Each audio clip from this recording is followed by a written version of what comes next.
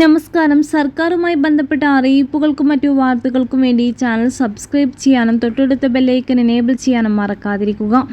Transgender വ്യക്തികൾക്ക് പരിഷ്കരിച്ച സർട്ടിഫിക്കറ്റുകൾ നൽകാൻ കർണാടക ഹൈക്കോടതി ജനനമരണ രജിസ്ട്രാർക്ക് നിർദ്ദേശം നൽകി. സർട്ടിഫിക്കറ്റുകൾ വ്യക്തികളുടെ മുമ്പത്തേതും പരിഷ്കരിച്ചതുമായ പേരുകളും ലിംഗഭേദങ്ങളും പ്രതിഫലിപ്പിക്കുന്നതായിരിക്കണമെന്നും നിർദ്ദേശമുണ്ട്. ലിംഗമാറ്റ ശസ്ത്രക്രിയ നടത്തിയ 34-കാരിയായ ട്രാൻസ്ജെൻഡർ യുവതിയുടെ ജനന സർട്ടിഫിക്കറ്റിൽ പേരും ലിംഗവും അപ്ഡേറ്റ് ചെയ്യണമെന്ന് ആവശ്യപ്പെട്ട് സമർപ്പിച്ച ഹർജി തീർപ്പാക്കുന്നതിനിടെയാണ് ജസ്റ്റിസ് സൂരജ് ഗോവിന്ദരാജ് ഉത്തരവ് പുറപ്പെടുവിച്ചത്.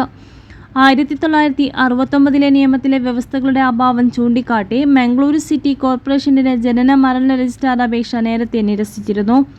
അപേക്ഷ നിരസിക്കാനുള്ള രജിസ്ട്രാറുടെ തീരുമാനം 1969 നിയമപ്രകാരം സാങ്കേതികമായി ശരിയാണെന്ന് കോടതി അംഗീകരിച്ചു. എന്നാൽ ഈ തീരുമാനം 2019 നിയമപ്രകാരം ട്രാൻസ്ജെൻഡർ വ്യക്തികൾക്ക് ഉറപ്പു നൽകുന്ന അവകാശങ്ങൾക്ക് വിരുദ്ധമാണെന്ന് കോടതി വ്യക്തമാക്കി. നിയമ ഭേദഗതിയിൽ വരുന്നതുവരെ പുതുക്കിയ സർട്ടിഫിക്കറ്റുകൾ നൽകാൻ കോടതി രജിസ്ട്രാർക്ക് നിർദ്ദേശം നൽകുകയായിരുന്നു.